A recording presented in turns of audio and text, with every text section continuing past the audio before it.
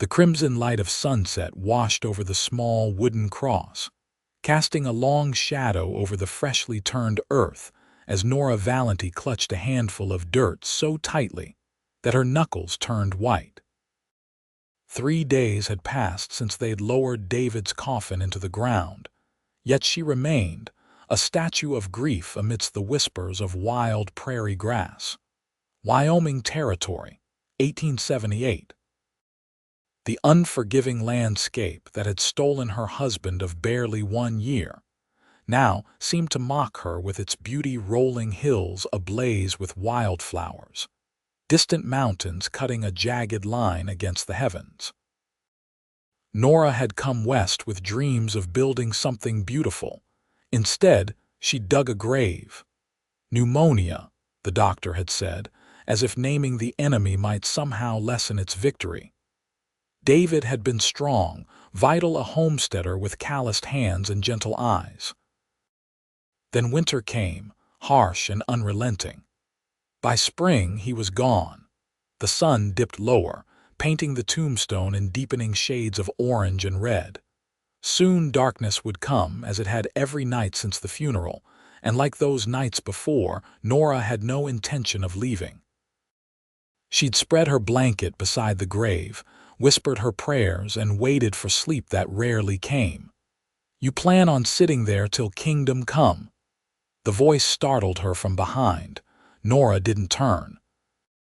She recognized the drawl of Dawson Jamison, owner of the Circle J ranch that bordered her small homestead.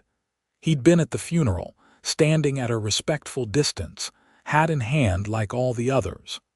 "I'll sit here as long as I please, Mr. Jamison." Her voice cracked from disuse. The crunch of boots on dry grass told her he was approaching. She caught his shadow as he came to stand beside her, tall and broad-shouldered against the dying light. "Third night in a row, Mrs. Valenti." His voice was gentler than she'd expected. "Folks in town are starting to talk." "Let them talk." She brushed a strand of dark hair from her face. "What difference does it make now?" Dawson sighed, crouching down to her level. His face came into view, weathered, sun-darkened, with eyes the color of a summer sky. Not the face of an unkind man, but one who'd seen his share of hardship. "He's gone, madam." The words were simple but delivered with a quiet gravity that made Nora's throat tighten. "But you're not." She wanted to hate him for the plainness of his observation, for putting into words the terrible truth she'd been avoiding. Instead, she found herself looking at him, really looking for the first time. "What would you have me do, Mr. Jamison?" she asked, the question carrying more weight than she'd intended. He stood, adjusting his hat against the glare of the setting sun. "For starters, come get some hot food in you, then maybe sleep in a real bed. Tomorrow's problems will wait till tomorrow." Nora looked down at David's grave once more. The dirt was still fresh, the wound in the earth as raw as the one in her heart. But something in Dawson's words had reached her, the simple truth that staying here changed nothing. "I don't know if I can leave him," she whispered. Dawson extended a hand. "You're not leaving him, Mrs. Valenti. You're just continuing on. There's a difference." She hesitated, then placed her small hand in his calloused palm, allowing him to help her to her feet. Her legs protested after hours of sitting, and she swayed slightly. "My wagon's just over the rise," he said, steadying her. "I can take you back to your homestead." "Thank you." The words felt inadequate, but they were all she had. As they walked away from the grave, Nora felt a curious sensation, as if invisible threads that had bound her to that spot were stretching, painful yet somehow necessary. She didn't look back, though every instinct urged her to. Instead, she focused on the solid presence beside her, the certainty of his stride a stark contrast to her own hesitant steps. "Been meaning to ask," Dawson said as he helped her onto the wagon seat. "That north field of yours, you planning to plant this season?" The question was so practical, so removed from grief and loss that Nora almost laughed. "I haven't thought about it," she admitted. He nodded, climbing up beside her and taking the reins. "Might be worth considering. Good soil there. Wheat would do well." As the wagon pulled away, carrying her back toward what remained of her life, Nora realized she was leaving the graveyard for the first time without feeling as though she were abandoning David. Perhaps it was exhaustion, or perhaps it was the steady presence of the man beside her, but something had shifted. She didn't know what tomorrow would bring, but for the first time since they'd lowered that coffin into the ground, she found herself wondering. Dawn broke over the homestead with a gentle persistence that seemed at odds with Nora's fractured world. She'd spent the night in her own bed, their bed surrounded by the familiar scent of David that still clung to his pillow. Sleep had come in fitful bursts, but it had come. The small cabin felt both achingly empty and overwhelmingly full of memories. David's boots by the door, his shaving mug on the wash stand, the chair he'd built with his own hands, where he'd sit evenings reading by lamplight, each item a monument to what she'd lost. Nora forced herself to rise, to wash her face in the cool water from the basin, to dress in something other than the black dress she'd worn to the funeral. The routine felt like play acting, but she persisted. Outside, the world continued its indifferent march toward summer. The chickens needed feeding. The garden David had started showed green shoots pushing through the soil. The cow lowed from the small barn, uncomfortable with her full udder. Life, stubbornly continuing. Nora had just finished milking when she heard hoofbeats approaching. She straightened, wiping her hands on her apron, and stepped out to see Dawson Jamison riding into the yard. He wasn't alone. Behind him came a wagon driven by a young woman with fiery red hair. "Morning, Mrs. Valenti," Dawson called, touching the brim of his hat. "Hope we're not intruding." Nora shielded her eyes against the morning sun. "Not at all, Mr. Jamison." He dismounted with the fluid grace of a man who'd spent more time on horseback than on foot. "This here is my sister, Eliza. She's come bearing provisions." The redhead jumped down from the wagon with a bright smile. "Dawson mentioned you might appreciate some company and a hot meal you didn't have to cook yourself." Nora felt a sudden rush of gratitude mingled with embarrassment. "That's very kind, but I couldn't possibly—" "Nonsense," Eliza interrupted, already reaching into the wagon to pull out a covered basket. "I've brought enough for 3, and I'm determined to see it eaten. Besides, I've been wanting to meet our closest neighbor for months now." There was something disarming about Eliza's straightforward manner. Nora found herself nodding, then leading the way into the cabin. It struck her suddenly how long it had been since she'd entertained visitors before David fell ill. The cabin was clean but sparse, a testament to the modest beginnings of their married life. "This is lovely," Eliza said, setting her basket on the table and looking around with genuine appreciation. "You've made it a real home." "David did most of it," Nora replied, her voice catching slightly on his name. "He had a way with wood." Dawson remained near the door, hat in hand, his tall frame making the small cabin seem even smaller. "I can wait outside if you ladies prefer." "Don't be ridiculous," his sister chided. "Sit down and make yourself useful. There's coffee to be made." To Nora's surprise, Dawson complied without argument, moving to the stove with the ease of someone familiar with domestic tasks. While he worked, Eliza unpacked her basket: fresh bread, a crock of butter, preserves, a roasted chicken, and an apple pie that filled the cabin with its cinnamon fragrance. "I hope you don't mind the intrusion," Dawson said quietly as he set the coffee to boil. "Eliza can be persistent when she sets her mind to something." "I heard that," his sister called from the table, arranging plates. "And you're one to talk about persistence, brother dear. A faint smile touched Dawson's lips, transforming his serious face. "She has me there." The simple domesticity of the scene, the smell of coffee, the clatter of dishes, the gentle bickering between siblings created an atmosphere so normal that Nora felt herself relax slightly. For a brief moment, the weight of grief eased, if only by a fraction. They ate at the small table, the food more delicious than Nora had expected, or perhaps her hunger was simply greater than she'd realized. She found herself answering Eliza's gentle questions about her life before Wyoming, about Boston with its crowded streets and proper society. "What made you decide to come west?" Eliza asked, refilling Nora's coffee cup. Nora's eyes drifted to the window, to the vast expanse of prairie beyond. David had dreams of open spaces, of building something that was truly ours. She traced the rim of her cup with one finger.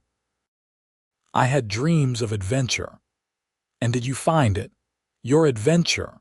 Dawson's question was soft, his blue eyes intent on her face. She considered the question. The hardship of the journey, the challenges of establishing their homestead, the brutal winter that had ultimately claimed David. "Yes," she answered honestly, "though not always the kind I imagined." After the meal, Eliza insisted on helping with the washing up while Dawson excused himself to look at the barn where David had mentioned a leaking roof before he fell ill. "My brother means well," Eliza said when they were alone, her hands deep in soapy water. "He's not always the most tactful, but his heart's in the right place." Nora dried a plate, setting it carefully on the shelf. "He was kind to bring me home last night." "I might have stayed at the grave until morning otherwise." Eliza nodded, her expression softening. "Dawson understands grief. We lost our parents when he was 19 and I was just 16. He's been looking after me ever since." "I'm sorry," Nora said, the words feeling inadequate. "Life out here teaches you about loss." Eliza handed her another clean plate. "But it also teaches you about continuing on." She paused, considering her next words carefully. "Dawson mentioned you might need help with your fields." Nora set down her drying cloth. "I haven't thought that far ahead. I don't know the first thing about farming without David. Few of us know much of anything when we start," Eliza said with a gentle smile. "But we learn, and we help each other. That's how it works out here." Before Nora could respond, Dawson returned, filling the doorway with his broad shoulders. "Roof's worse than I thought. Might be a good project for tomorrow if you're agreeable." The offer of help was practical, not pitying, and Nora found herself nodding. "I would appreciate that." As the Jamisons prepared to leave, Eliza pressed the remaining food into Nora's hands. "I'll be by again soon," she promised. "And you're welcome at the Circle J anytime. It's not so far." Dawson lingered after helping his sister into the wagon. "Will you be all right tonight?" he asked, his voice low. Nora looked toward the distant hill where the small cemetery lay. The pole was still there, but somehow less insistent. "I think so. Thank you," he nodded, studying her face as if searching for something. "If you need anything at all, the Circle J is just over that western ridge." As she watched them drive away, Nora was struck by an unexpected realization. For the first time in days, she'd spent hours without being consumed by grief. It hadn't disappeared, nothing could accomplish that miracle, but it had retreated enough to allow her to breathe. She looked around at the homestead, at the unplanted fields, the garden beginning to sprout, the chickens scratching in the dirt. David's dream. Their dream. Now hers alone. "One day at a time," she whispered to herself, echoing what David had often said during the difficult early months of establishing their claim. It had been his mantra, his way of making the overwhelming seem manageable, one day at a time. It wasn't much, but perhaps it was enough to begin. True to his word, Dawson returned the next morning with tools and lumber piled in his wagon. He wasn't alone. Two young men accompanied him, introducing themselves as hands from the Circle J. "Hope you don't mind the extra help," Dawson said as they unloaded supplies. "Figured we could make quick work of it with more hands." Nora shook her head, touched by the gesture. "Not at all. I'm grateful." Throughout the morning, she watched from the garden as they worked, stripping away damaged shingles and replacing rotted wood. Dawson moved with confidence, directing the others with clear instructions, but working alongside them rather than merely supervising. By midday, the spring sun beat down with surprising warmth. Nora brought out a pitcher of cool water from the well, offering it to the men as they took a break in the shade of a cottonwood tree. "This was kind of you," she said as Dawson drank deeply from the cup she'd handed him. "All of you."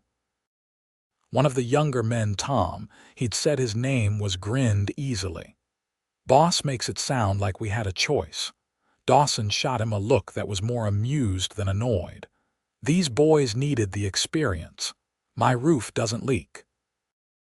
There was easy camaraderie between them, the kind that spoke of mutual respect rather than mere employment.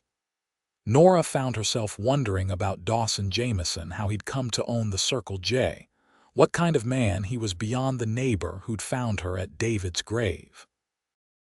As if reading her thoughts, he said, "I should have introduced myself properly before, circumstances being what they were." He set down his cup. "Dawson Jamison. Came out here from Missouri in '68, established the Circle J in '70. Nora Valenti," she replied, though he already knew her name. "Formerly of Boston. Arrived last spring with more optimism than sense." A smile touched his eyes. "Optimism serves better than sense out here sometimes." The men returned to work after their break, and by late afternoon, the barn roof was sound again. Nora insisted they stay for a meal, the least she could offer in return for their labor. She served Eliza's leftover chicken with biscuits she'd baked that morning, surprising herself with her own appetite as they ate together at the outdoor table David had built. The ranch hands left after the meal, but Dawson lingered, helping her clear away the dishes despite her protests. "I wanted to ask," he said as they finished, "about your plans for the homestead." Nora stilled, a plate in her hand. "I'm not sure I have any yet." He nodded, understanding in his expression. "No rush to decide, but if you're thinking of staying, that north field needs planting soon if you want to harvest this year." He hesitated. "I could help, my men and I." The offer hung between them, practical yet somehow deeply personal. Nora knew what accepting would mean: a commitment to remain, to continue what she and David had started. "Why would you do that?" she asked quietly. Dawson looked out over the land, his expression thoughtful. "When I first claimed the Circle J, an old rancher named Henry Blackwell helped me through my first season. Never asked for anything in return except that I do the same for someone else someday." His gaze returned to her. "Besides, neighbors help neighbors out here. It's how we all survive." Nora considered his words, considering the weight of the decision before her. Staying meant facing each day without David, continuing a dream that had been theirs together. Leaving meant abandoning that dream entirely. "I'll think about it," she promised. Dawson nodded, seeming to understand all she wasn't saying. "Take your time, but not too much. Wheat won't wait forever." As he mounted his horse to leave, the setting sun caught his profile, highlighting the strong line of his jaw, the quiet determination in his bearing. "Thank you," Nora called after him, "for everything." He touched his hat brim in acknowledgement, then rode away toward the western ridge, his silhouette gradually disappearing into the gathering dusk. That night, as Nora prepared for bed, she found herself looking at David's things not with the sharp pain of fresh grief, but with a gentler ache that allowed for memories both sweet and sorrowful. She picked up his wedding ring from the small box where she'd placed it after. "What do I do now?" she whispered, as if he might somehow answer. Outside, the Wyoming night spread its canopy of stars, vast and beautiful and indifferent to human suffering. Nora sat on the edge of the bed, the ring cool in her palm, and made her decision. She would stay. At least long enough to see if she could. The next morning she rode to the cemetery alone, the journey feeling different in daylight, with purpose rather than grief guiding her steps. At David's grave she knelt, placing fresh wildflowers against the wooden cross. "I'm going to try," she told him, her voice steady despite the tears that threatened. "I don't know if I can do it without you, but I'm going to try." The breeze rustled the prairie grass, carrying the scent of sage and earth. Nora closed her eyes, allowing herself to remember not just the end, but all that had come before. Their first meeting at her father's bookshop in Boston, the letters they'd exchanged during their courtship, the journey west in a wagon barely bigger than her current bedroom. The memories came without the searing pain she'd expected, like pressed flowers between pages preserved but changed, beautiful in a different way. When she finally rose to leave, the sun was high overhead. She touched the cross one last time, then mounted her horse and turned toward home. Toward whatever came next. As she crested the hill that separated the cemetery from her homestead, she was surprised to see activity in the north field: horses, men, equipment. Drawing closer, she recognized Dawson's tall figure directing operations as several men worked the soil with plows. Confusion gave way to understanding as she approached. He'd taken her "I'll think about it," and decided to act, assuming correctly what her decision would be. Dawson spotted her and rode over, his expression a mixture of determination and uncertainty. "Before you say anything," he began, "I know I should have waited for your decision, but the weather's right and we had the equipment ready and—" "Thank you," Nora interrupted, surprising herself with the genuine gratitude in her voice. Relief washed over his features. "You're not angry?" She shook her head, looking past him to where the men worked, transforming the fallow field into neat furrows ready for planting. "No, I decided this morning I would stay, try to make this work." She met his gaze directly. "I just didn't know how to begin." "Beginning's the hardest part," he said with a nod of understanding. "After that, it's just one foot in front of the other." They rode together to the edge of the field, watching the progress. Dawson explained the plan: wheat in this section, with a smaller area for corn and vegetables that would sustain her through the winter. "I can pay you when the harvest comes in," Nora said, knowing the work represented a significant investment. Dawson shook his head. "We can discuss terms later. For now, let's just get these seeds in the ground." The activity continued through the day, with Nora working alongside them once she'd changed into more practical clothing.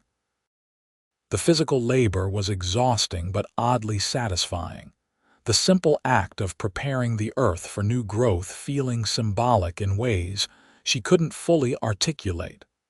By evening, nearly half the field was ready for planting. The men departed, promising to return the next day while Dawson stayed behind to check on a broken plow blade. "You worked hard today," he commented as Nora brought him a cup of coffee. They sat on the porch steps, watching as twilight softened the landscape. "It felt good," she admitted. "To be doing something," he nodded, understanding in his eyes. "Idle hands leave too much room for thinking sometimes." The observation was so aligned with her own experience that Nora found herself studying him with new interest. "You speak like someone who knows." Dawson's gaze remained on the distant horizon, but something in his expression shifted. "After my parents died, I threw myself into building the Circle J, worked from sunup to sundown, then collapsed too exhausted to dream." He took a sip of coffee. It was Eliza who finally told me I was running from grief rather than facing it. Was she right? Nora asked softly. A rueful smile touched his lips. Sisters usually are. He set down his cup. But the work did help, gave me purpose when I needed it most. They sat in companionable silence as darkness gathered around them. Nora found herself drawing comfort from his presence, from the shared understanding of loss that required no words. I should get back, Dawson said eventually, rising to his feet. Eliza will be wondering where I've disappeared to. Nora stood as well, suddenly aware of how much she'd come to rely on his steady presence in just a few short days. Will I see you tomorrow? Count on it, he promised, his voice carrying a certainty that eased something tight in her chest. We've got seeds to plant. As she watched him ride away, Nora realized that the crushing weight of solitude had lifted slightly. She wasn't alone in this endeavor, at least not completely. The knowledge felt like the first fragile shoot of something new, not replacing what she'd lost, but growing alongside it. The days that followed established a rhythm. Dawson and his men arrived early, worked through the day, and departed as evening approached. Nora worked with them when she could, learning the skills she'd need to maintain the crops once they were established. Other times, she focused on her own tasks, tending the chickens, weeding the garden, preserving the early spring vegetables that were already yielding their bounty. Eliza visited regularly, bringing news from town and companionship that Nora hadn't realized how desperately she needed. The younger woman's vibrant personality and practical approach to life were like fresh air in rooms that had been closed too long. You're looking better, Eliza observed one afternoon as they worked together in the kitchen, preparing a meal for the men in the field. There's color in your cheeks again. Nora glanced at her reflection in the window glass. The dark circles beneath her eyes had faded, and her complexion had indeed lost some of its pallor. I'm sleeping better, she admitted, and eating more, I hope. Eliza sliced bread with efficient strokes. You were wasting away. The blunt assessment made Nora smile despite herself. Your brother has similar tact. Jamison family trait, Eliza replied with a grin. Speaking of my brother. She paused, her expression turning more thoughtful. He's taken quite an interest in your welfare. Something in her tone made Nora glance up sharply. He's being neighborly, as you both have been. Eliza nodded, though her eyes held a glint that suggested she wasn't entirely convinced. Of course, though I've never seen him quite so dedicated to being a good neighbor before. Nora felt heat rise to her cheeks. It's too soon for such thoughts, Eliza. The younger woman's expression softened. I didn't mean to imply otherwise. Grief has its own timeline. She reached across the table to squeeze Nora's hand briefly. I just wanted you to know that Dawson's a good man. Better than most. The conversation shifted to other topics, but Eliza's words lingered in Nora's mind as they brought the meal to the workers in the field. She found her gaze drawn to Dawson as he thanked them for the food, noting the respectful way he treated his men, the quiet authority he carried without arrogance. A good man. The thought was neither disloyal to David's memory, nor a commitment to something new, simply an observation that settled comfortably in her awareness. As May turned to June, the fields transformed, tender green shoots pushing through the dark soil in neat rows that stretched toward the horizon. Nora found herself standing at the edge of the wheat field one evening, marveling at the tangible results of their labor. It's a good stand, Dawson's voice came from behind her. Strong germination. She turned to find him watching her, his expression hard to read in the fading light. Thanks to you and your men. He shook his head, coming to stand beside her. We just provided the labor. This land, he gestured toward the field. This is good earth, David chose well when he claimed it. The mention of her husband's name no longer brought the sharp pain it once had. Instead, Nora felt a gentle melancholy, like the soft echo of a bell rather than its immediate ring. "He would be pleased," she said softly. "He had such hopes for this place." Dawson was quiet for a moment, his gaze on the distant mountains. "What about you, Nora? What are your hopes now?" The question caught her off guard, not just its substance, but the use of her given name, which felt intimate in a way their previous interactions had not. "I'm not sure I've thought that far ahead," she answered honestly. "For now, I'm just trying to keep his dream alive." Dawson turned to look at her directly, his expression serious. "And what about your dreams? The adventure you spoke of?" Nora considered the question, surprised to find that the answer didn't come easily. What had been her dreams separate from David's? She had followed him west, embraced his vision, aligned her hopes with his. Now she wasn't certain where his aspirations ended and hers began. "I suppose I'm still discovering what those might be," she said finally. Something in Dawson's expression shifted, softened. "That's fair enough. Discovery's its own kind of adventure." The moment stretched between them, filled with unspoken possibilities that Nora wasn't ready to acknowledge. She broke the silence first. "Will you stay for supper? I made more than enough stew." He hesitated, then nodded. "I'd like that." They walked back to the cabin together, the evening air cool against their skin. Inside, Nora busied herself with preparations while Dawson built up the fire that had died down during the day. The domesticity of the scene struck her suddenly, how natural it felt to move around the small space with him, how the cabin seemed to accept his presence without protest. Over the simple meal, their conversation flowed more easily than she'd expected. Dawson spoke of his early days in Wyoming, of the challenges and triumphs of establishing the Circle J. Nora found herself sharing stories of Boston, of the bookshop where she'd worked before marrying David, of her childhood dreams of seeing the world beyond Massachusetts. "And now you've seen it," Dawson observed, "though perhaps not in the way you imagined."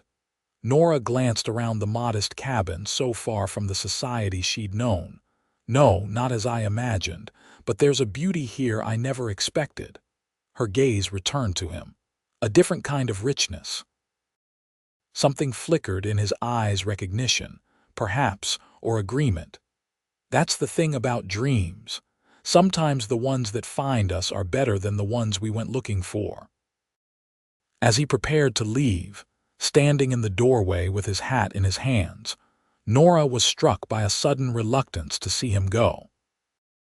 It wasn't proper to ask him to stay longer. She was still a widow in mourning, regardless of how their neighbors might gossip, but she found herself wishing for some reason to extend the evening.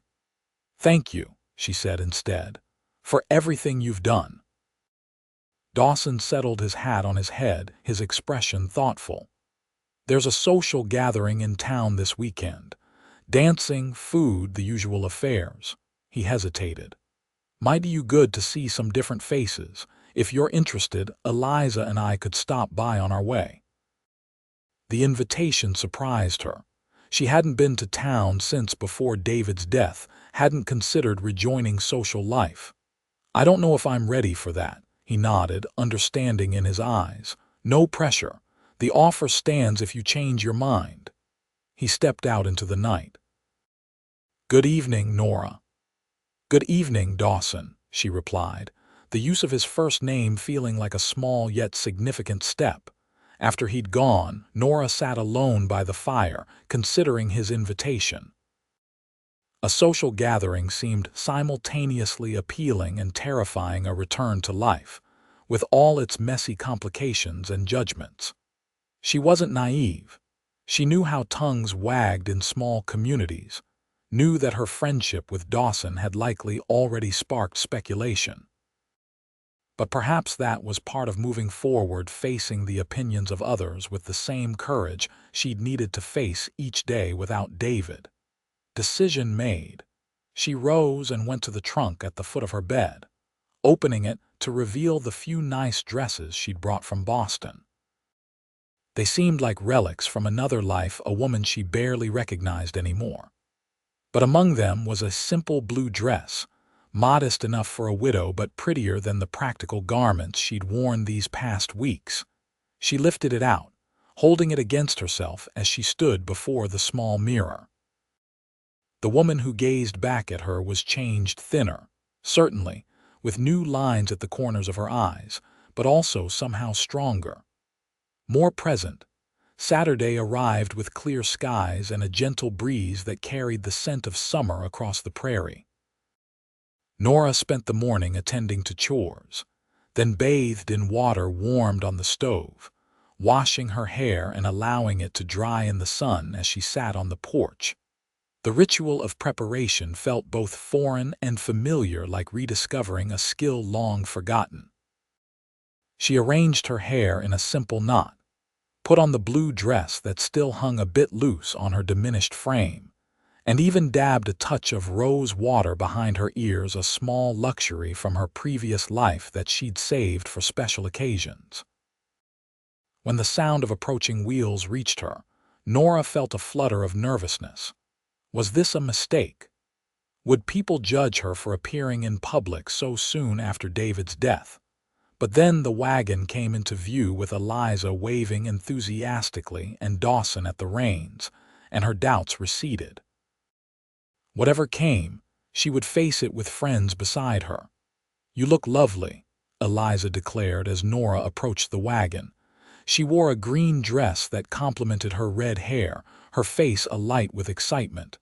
"I'm so glad you decided to come." Dawson said nothing at first, but his eyes lingered on Nora in a way that made her cheeks warm. "The blue suits you," he said finally, offering his hand to help her up.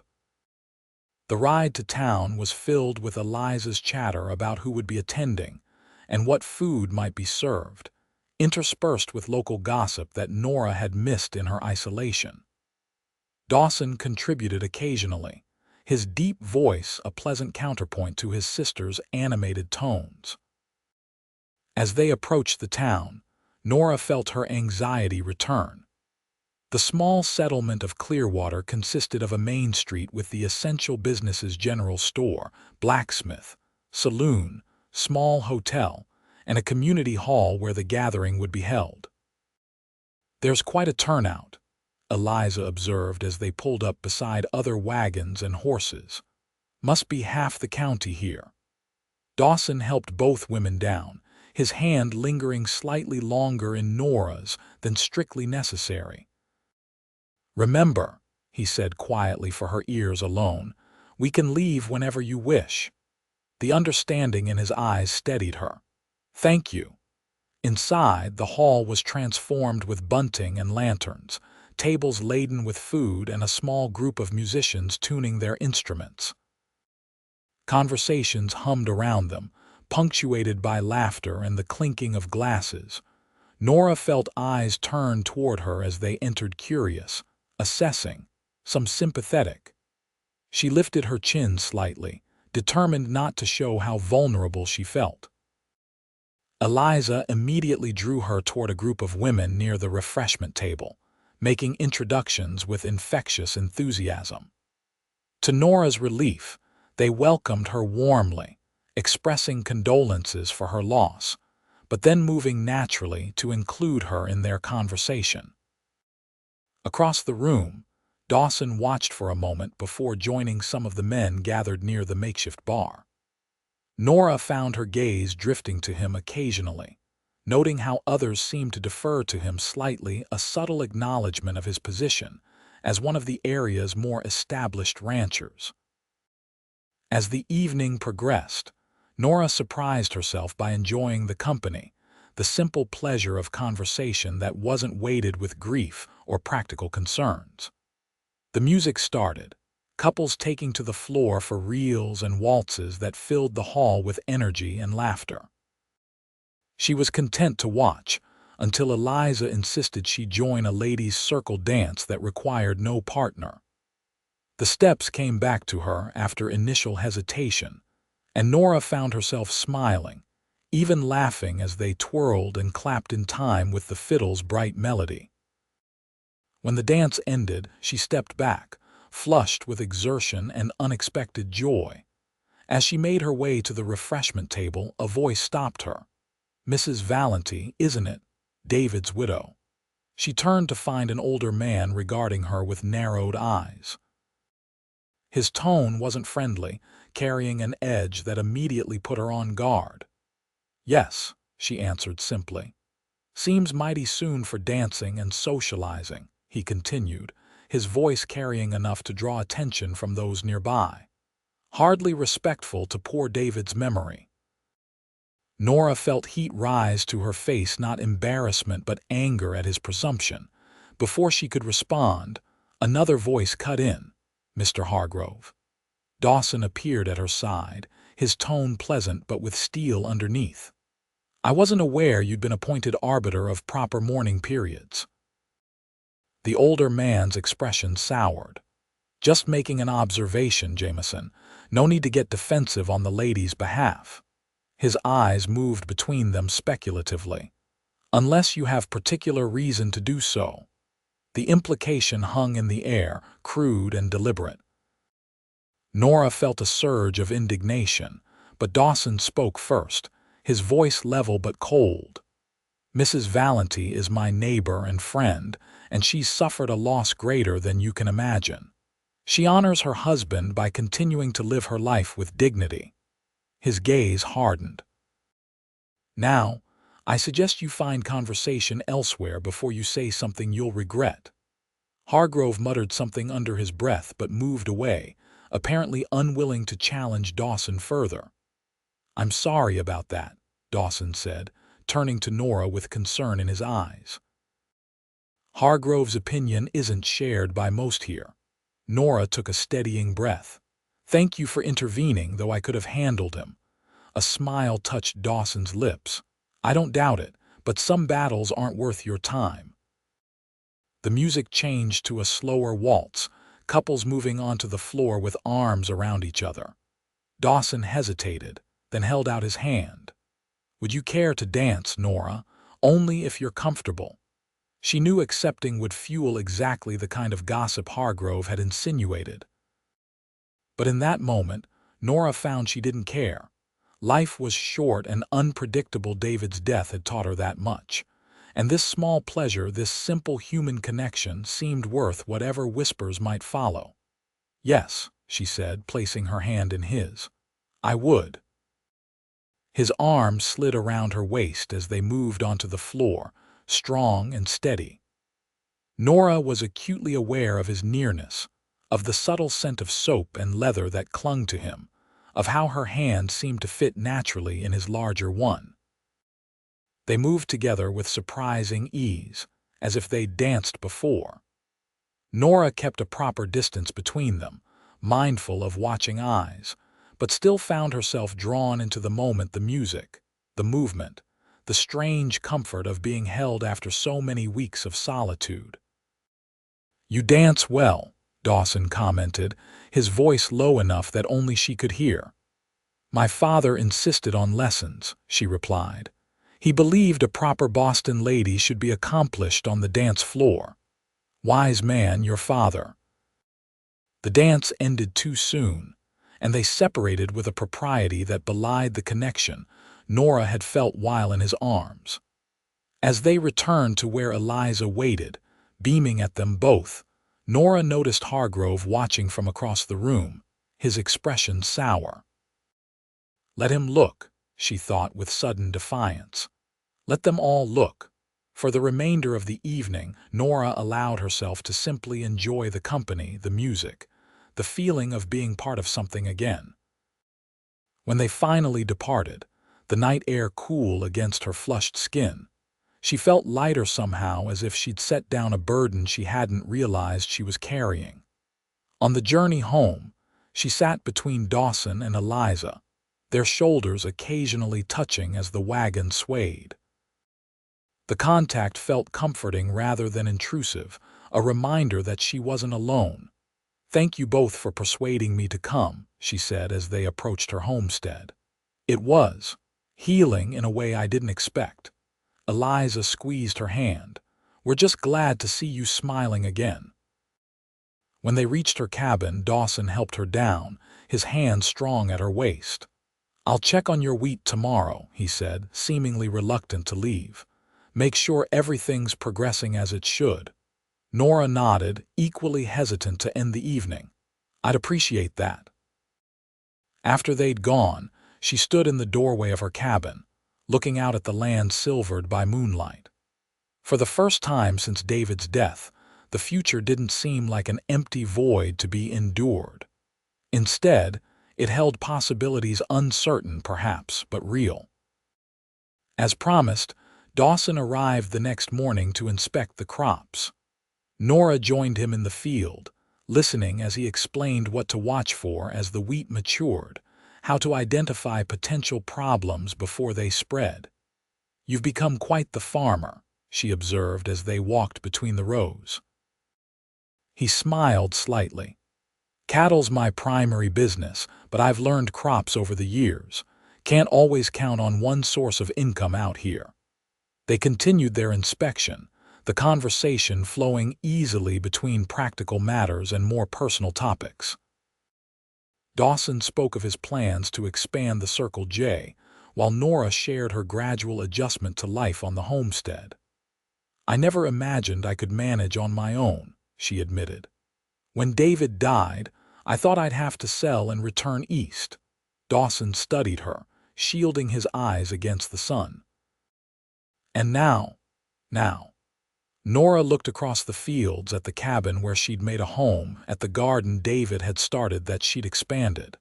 "Now I can't imagine leaving. This place is part of me now." Something like approval warmed his gaze. "Takes some people years to come to that conclusion. Others never do." As they walked back toward the cabin, a comfortable silence between them, Nora found herself wondering about the man beside her, what he wanted from life beyond the success of his ranch, whether he'd ever considered a family of his own. The thought brought heat to her cheeks. Such speculation felt premature, inappropriate even. Yet she couldn't deny the growing awareness between them, the way his presence affected her, a quickening pulse, a heightened sensitivity to his every gesture and expression. "Would you stay for lunch?" she asked impulsively as they reached the cabin. "It's nothing fancy, but—" "I'd be glad to," he interrupted, his smile reaching his eyes. Over the simple meal, their conversation deepened, moving beyond the practical concerns that had initially brought them together. Dawson spoke of his parents, his father's determination to make a better life for his family, his mother's quiet strength that held them together through difficult times. "She sounds remarkable," Nora said, refilling his coffee cup. "Your mother?" Dawson nodded, a distant look in his eyes. "She was. Never complained, even when times were lean. Taught Eliza and me that character matters more than circumstances." "And your father, what was he like?" A smile touched his lips. "Stubborn as a mule. Worked from sunup to sundown, but he had dreams, big ones. The Circle J was supposed to be his legacy." His expression sobered. He never got to see it become what it is today. Nora understood the regret in his voice. "But you built it for him, carried on his dream." "I suppose I did." Dawson studied her across the table. "Like you're doing for David." The parallel hadn't occurred to her before, but she recognized its truth. "Yes, I am," she hesitated. "Though increasingly it feels like my own dream too, something I'm doing for myself, not just for his memory." Approval warmed his gaze. "That's how it should be. Honoring the past without being bound by it." When he finally rose to leave, the afternoon was well advanced. At the door he paused, seeming to struggle with something he wanted to say. "What is it?" Nora asked. Dawson met her eyes directly. "I enjoy your company, Nora." "More than I probably should, given the circumstances." The honesty of his admission caught her off guard. "Dawson, you don't need to say anything," he continued quickly. I know it's too soon and I respect that. I just wanted you to know that, when if you ever feel ready to consider new possibilities, I'd like to be part of them. He left before she could formulate a response, mounting his horse and riding away with a tip of his hat and a smile that stayed with her long after he disappeared over the ridge. Alone in her cabin, Nora found herself both unsettled and strangely comforted by his words. The idea of new possibilities was simultaneously terrifying and appealing, a future she hadn't dared to imagine taking vague shape on the horizon.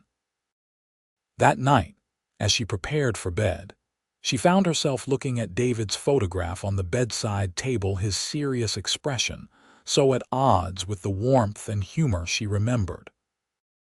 For the first time, she spoke to him about Dawson, about her confusion and guilt, about the life that continued to unfold despite his absence.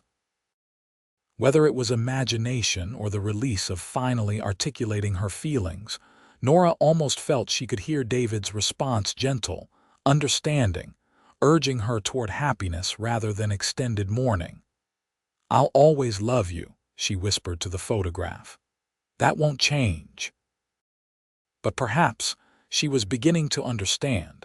Love could expand rather than remain fixed, making room for new attachments without diminishing what had come before.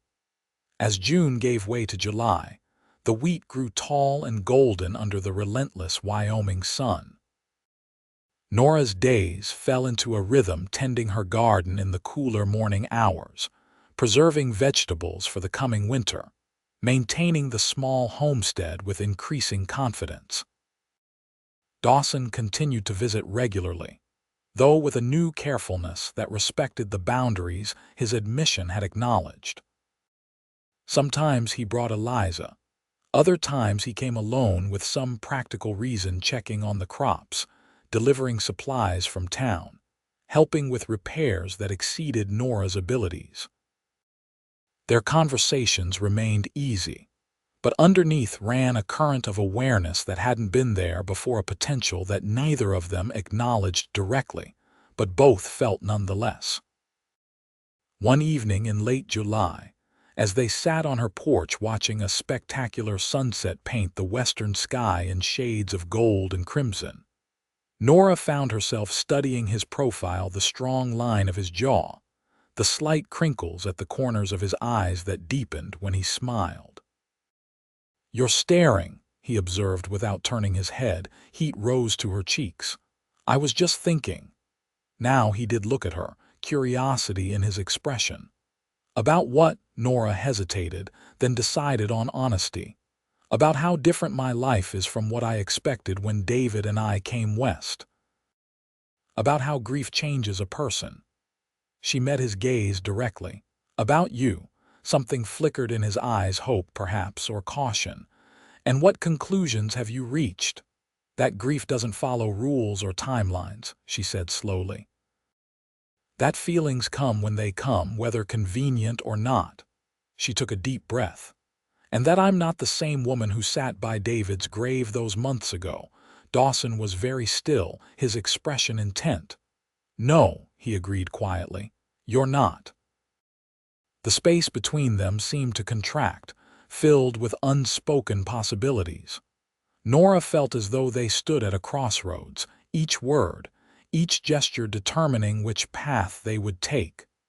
I'm not ready to let go of what David and I had, she said finally. I don't think I ever will be, not completely.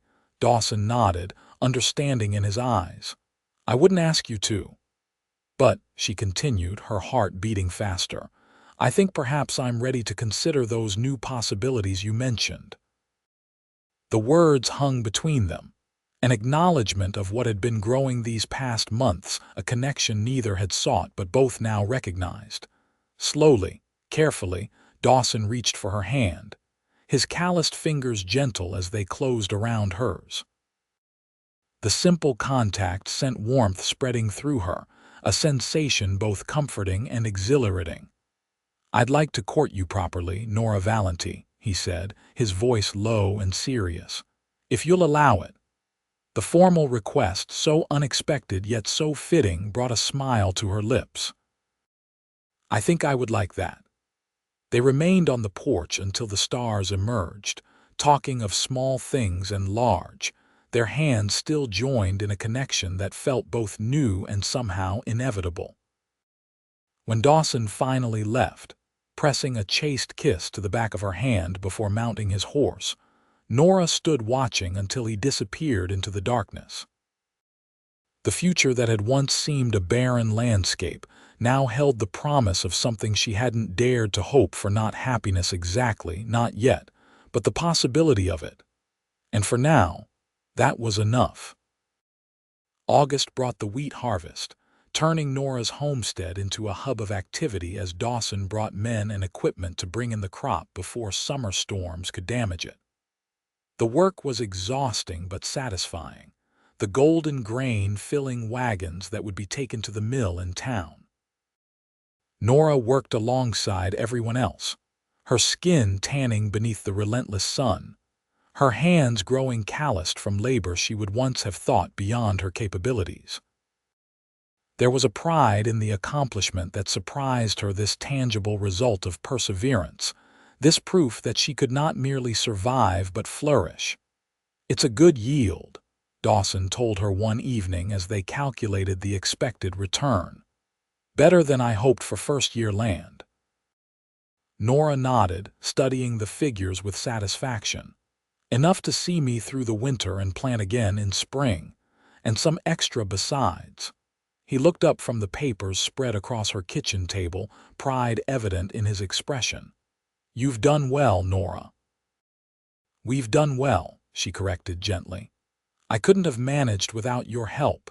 His hand found hers across the table, a gesture that had become familiar over the weeks of his courtship. "You're stronger than you know." The praise warmed her, as did the open admiration in his eyes. Their relationship had progressed with a deliberate slowness that respected her status as a widow still technically in mourning. Yet there was nothing hesitant about the feelings growing between them. Dawson had been true to his word, courting her with a careful attention to propriety that sometimes amused and always touched her. He brought small gifts, wildflowers gathered from the prairie, a book he'd ordered from Denver, a shawl when the evenings began to cool, and made time to visit regardless of the demands of his own ranch. Their courtship became the subject of inevitable gossip in the small community, but Nora found she cared less than she might have expected. Most people were kind, seeming to understand that life in this harsh land required companionship and mutual support. A few, like Hargrove, made their disapproval known, but their opinions mattered little compared to the happiness she'd found. As summer gave way to fall, the landscape transformed around them, grasses turning golden, trees flaming with color before shedding their leaves, mornings crisp with the promise of winter to come. Nora prepared her homestead for the cold months ahead, preserving the bounty of her garden, stacking firewood, ensuring the barn was sound. On a particularly beautiful October afternoon, Dawson arrived with a surprise: a new saddle for the mare he'd given her in August, claiming her homestead required proper transportation. "I thought we might ride together," he suggested. "There's something I'd like to show you." Curious, Nora agreed, changing into her riding skirt and joining him outside where the horses waited. They rode west, toward the Circle J, but then beyond it, following a creek that wound through rolling hills until they reached a small valley sheltered by cottonwoods. Dawson dismounted, helping Nora down and securing their horses before leading her to where the valley opened up, revealing a vista of the distant mountains framed by the golden trees. "I found this place my first year here," he said, his voice quiet with memory. "When everything seemed impossible, and I questioned whether I'd made a terrible mistake coming west." Nora understood immediately why he'd been drawn to it. The spot possessed a tranquil beauty that spoke directly to the soul, a reminder of why people endured the hardships of frontier life. "It's beautiful," she said simply. Dawson turned to her, something in his expression making her heart quicken. "I've never brought anyone else here before." The significance of his admission wasn't lost on her. This place was special to him, private, a sanctuary he was now sharing with her. "Thank you for showing me," she said softly. He took her hands in his expression suddenly serious. "Nora, these past months have been. I never expected to find someone like you, someone who understands this life, who faces challenges with such courage." She felt a flutter of anticipation, sensing the direction of his words. "Dawson, please let me finish before my nerve fails me." He took a deep breath. "I know it hasn't been long, and I know you still carry David in your heart, but I've come to love you, Nora Valenti. Not despite your past, but including it all, the experiences that made you who you are." Tears pricked at her eyes, not of sorrow but of a complex emotion she couldn't fully name. Gratitude, perhaps, for this second chance she'd never sought but now cherished. "I'm not asking you to forget," Dawson continued, his voice gentle, "only to make room for something new alongside the memories." He released one of her hands, reaching into his pocket to withdraw a simple gold ring. "Will you marry me, Nora? Build a life with me?" The question hung between them, momentous, yet somehow inevitable, the culmination of a journey that had begun on that terrible evening by David's grave. Nora looked at the man before her, strong, kind, patient, and at the ring gleaming in his palm. She thought of David, of the love they'd shared and the dreams cut short, and she thought of the future stretching before her, no longer empty but full of possibilities she'd once believed lost forever. "Yes," she said, her voice steady despite the tears on her cheeks. "I will." Joy transformed Dawson's features as he slipped the ring onto her finger, then drew her into an embrace that felt like coming home. When his lips found hers, the kiss was gentle at first, then deepening with a passion that spoke of all they'd come to mean to each other. Around them, the cottonwood leaves drifted down in a golden shower, nature's blessing on the promise they'd just exchanged. Later, as they rode back toward her homestead, plans already forming between them, Nora found herself looking at the familiar landscape with new eyes. The prairie stretched vast and beautiful around them, the setting sun painting the sky in glorious hues of pink and orange. This land that had once seemed so alien, so harsh in its vastness, had become home in ways she couldn't have imagined when she'd first arrived. It had taken everything from her, then gradually given back different gifts, unexpected ones, but precious nonetheless. As they approached her cabin, now bathed in the golden light of sunset, Dawson reached across the space between their horses to take her hand. "No regrets?" he asked, a touch of vulnerability in his voice. Nora looked at him, at the man who'd found her in her darkest moment and patiently shown her the way back to life, and felt certainty settle in her heart. "None," she answered truthfully. "Only gratitude." They married on a crisp November day, with golden leaves still clinging to the cottonwoods and the first hint of snow in the air. The ceremony took place in the small church in Clearwater, with Eliza standing proudly beside Nora and friends from throughout the county filling the pews. Nora wore a dress of deep blue rather than traditional white, a choice that felt right for a widow beginning anew. In her bouquet of late-blooming wildflowers and evergreen sprigs, she tucked a small photograph of David, a private acknowledgement of the journey that had brought her to this moment. When she spoke her vows, her voice was clear and confident, her eyes never leaving Dawson's face. The promises they exchanged were not the innocent pledges of youth, but the considered commitments of two people who understood both the fragility and the preciousness of life. After the ceremony, the celebration moved to the community hall, transformed with autumn decorations and tables laden with food contributed by neighbors. There was music and dancing, laughter, and a few tears, the full spectrum of emotions that accompanied such transitions. Eliza hugged Nora fiercely before they departed. "You've made my brother happier than I've ever seen him," she whispered, "and you deserve every bit of joy coming your way." The words stayed with Nora as they traveled to the Circle J, which would now be her home. Dawson had suggested they maintain her homestead as well, perhaps for tenant farmers or, eventually, for their own children, but for practicality's sake. The ranch made more sense as their primary residence. As they approached the whitewashed farmhouse, larger and more established than her small cabin but still modest by Eastern standards, Dawson drew the wagon to a halt.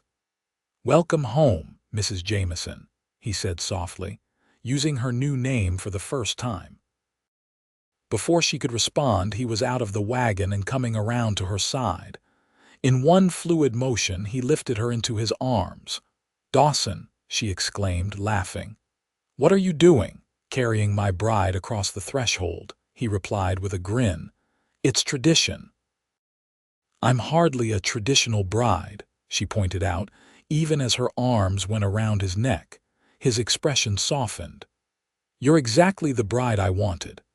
Inside, the house was warm and welcoming, a fire already burning in the hearth thanks to Eliza's preparations. Dawson set Nora gently on her feet but kept his arms around her, as if reluctant to let go now that they were finally alone. "Are you happy?" he asked, searching her face. In answer, Nora rose on tiptoe to press her lips to his, a kiss that conveyed what words could not: the depth of her feelings, the certainty of her choice, the promise of the future they would build together. Later, much later, as they lay tangled in the sheets of the bed they now shared, Nora rested her head on Dawson's chest, listening to the steady beat of his heart. Outside, the first snow of the season had begun to fall, blanketing the land in pristine white, nature's wedding gift, a clean slate upon which to write their story. "What are you thinking?" Dawson asked, his fingers tracing lazy patterns along her spine. Nora considered the question, then answered with the simple truth. "That life takes us on unexpected journeys." He tightened his arms around her. "And sometimes those journeys lead exactly where we need to be." As she drifted towards sleep, safe in her husband's embrace, Nora thought of that evening months ago, the desolation she'd felt at David's graveside, the certainty that her life had ended with his. She could never have imagined then that grief would eventually lead to this new beginning, this second chance at happiness. "He's gone, but you're not." Dawson's words that night had seemed cruel in their stark truth. Now she recognized them for what they'd been: not an ending but a beginning, the first step on a path she hadn't known existed. And she was grateful, so grateful, for the man who had shown her the way.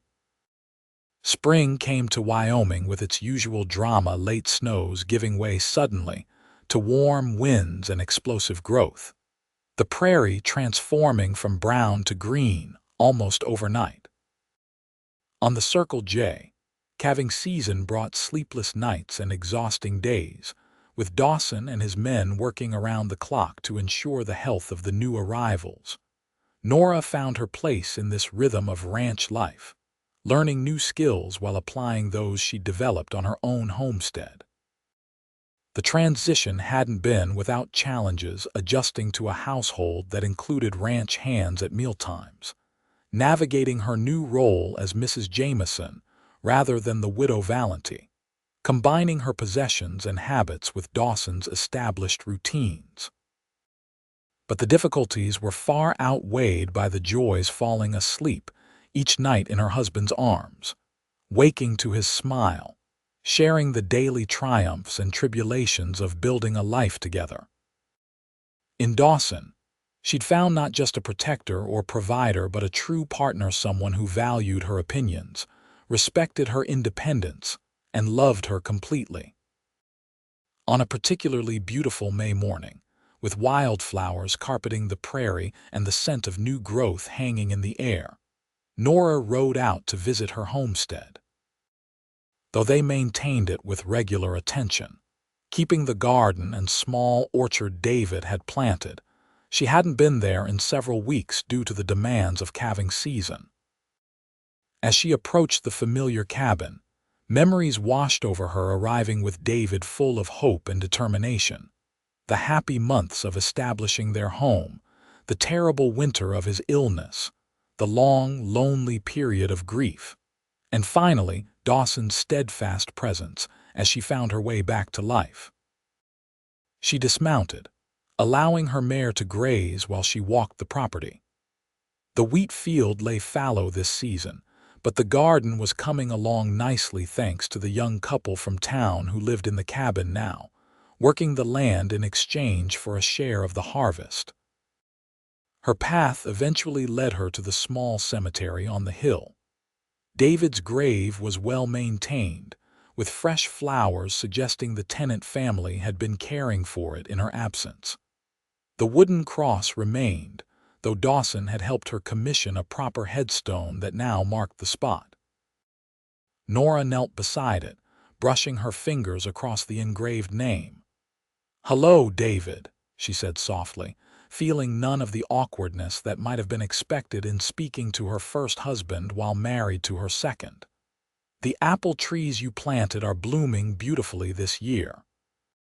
For a while, she simply sat there, telling him about the changes at the homestead, about life at the Circle J, about the community's growth as more settlers arrived. It wasn't sadness she felt now, but a gentle melancholy, a recognition of what had been lost without being consumed by the grief that had once threatened to overwhelm her. "I miss you," she said finally. "I always will. But I'm happy, David, truly happy." The breeze rustled the prairie grass around her, carrying the scent of sage and wildflowers. In that moment, Nora felt a sense of peace settle over her, a certainty that David would have approved of the life she'd built, of the woman she'd become. As she rose to leave, placing one last wildflower on the grave, she noticed a rider approaching from the direction of the Circle J. Even at a distance, she recognized Dawson's tall figure, the distinctive way he sat a horse. She waited, watching as he drew nearer, then walked down the hill to meet him as he dismounted. "I thought I might find you here," he said, his expression a mixture of understanding and something else she couldn't quite read. "Just paying a visit," Nora explained, though no explanation was needed. Dawson had always respected her connection to David, never showing jealousy or discomfort when she spoke of her first husband or visited his grave. He nodded, taking her hands in his. "There's something I needed to tell you, something that couldn't wait." The seriousness in his tone made her heart quicken with sudden concern. "Is everything all right? Has something happened at the ranch?" A smile broke across his face, dispelling her worry. "Everything's fine. Better than fine." He squeezed her hands gently. "Dr. Mitchell confirmed it this morning. You're going to have a baby, Nora." The words took a moment to register, then joy bubbled up within her, so intense it brought tears to her eyes. "A baby, you're sure?" Dawson nodded, his own eyes suspiciously bright. "The doctor's quite certain. Around Christmas, he thinks." Nora laughed through her tears, a sound of pure happiness. "Christmas? Oh, Dawson." She threw her arms around him, feeling his strong embrace enfold her, lifting her feet off the ground in his exuberance. When he set her down, keeping his arms around her waist, Nora was struck by the location of their happiness here, within sight of David's grave, life asserting itself in the most fundamental way. She turned slightly, looking up at the small cemetery on the hill. The symbolism wasn't lost on her how far she'd come from that grief-stricken woman who had sat by the grave too long, how life had continued despite what had seemed like its ending. "Are you all right?" Dawson asked gently, following her gaze. Nora looked back at him, at this man who had shown her that it was possible to honor the past while still embracing the future, who had helped her find strength she didn't know she possessed, who had loved her through darkness into light. "Yes," she answered, meaning it completely. "I'm more than all right." As they rode back to the Circle J together, making plans and sharing dreams for their expanding family, Nora felt a profound gratitude for the journey that had brought her here, for its sorrows as well as its joys, for its endings that had proven to be beginnings in disguise. The Wyoming sky stretched endlessly above them, the land rolled away in all directions, and the future opened before them, bright with promise. And Nora Valenti, Jamison, who had once believed her life ended at a graveside, embraced it all with an open heart.